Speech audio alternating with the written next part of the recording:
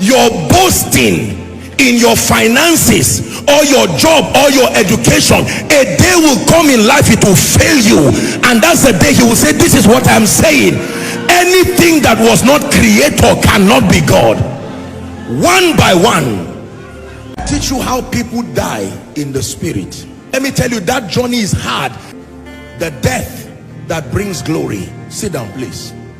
You see, there is a law in the spirit.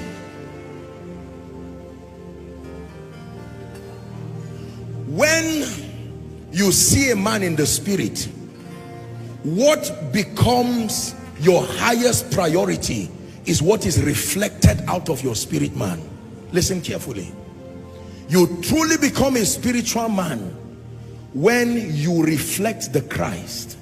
The degree to which self is absent is the degree to which you have become spiritual. So men in their pursuit for meaning and whatever have all kinds of things scheduled in their heart. Genuine, sincere desires. Some of you, visa. Some of you, marriage. Some of you, children. Are we together now? Some of you, education. These are not wrong desires.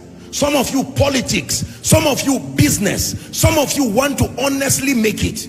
Some of you are hoping to travel out of Nigeria. Whatever it is, you have your desires. When God comes and you say, Lord, I love you, let me tell you what he does. He will not force you, because it's not a demon spirit. Are we together?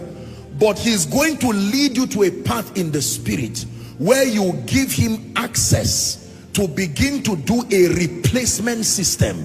That means he begins to dethrone all those things that have become your obsession above him. He doesn't have a problem with them. It is the position they have kept him in your life that he's fighting. Are we together now? God does not just want to be in your heart as number what? There are people who have Jesus in their heart, but he's number 81. So he's not just interested in being in your heart. He must be your highest priority. And let me tell you, that journey is hard depending on how many idols you have. Some of you have only 10 idols. Maybe the journey might be easier, but there are others who have piles of idols. Idols that lusts and flesh and ambition and carnal pursuits have piled up, and Jesus is somewhere down the list. Now let me tell you how he does it. He does not do it by fighting you. He does it by allowing every one of those things to try to be him. They will fail one by one until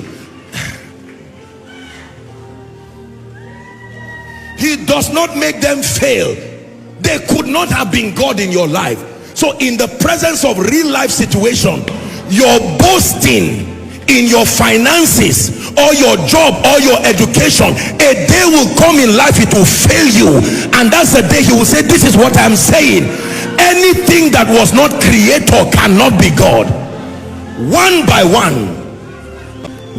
one, Sunday after Sunday, death begins to happen to you. And you see, the more that process of dethroning happens, the more glory begins to manifest in your life. The lighter you are in the spirit, yet the heavier you are. Are we together now? Because you get to a point where you are not afraid of losing things again. That is the level where death is almost finished within you. You are not afraid of losing things again. You are not irresponsible, but you know that if God places any demand on your life, your answer is yes, sir.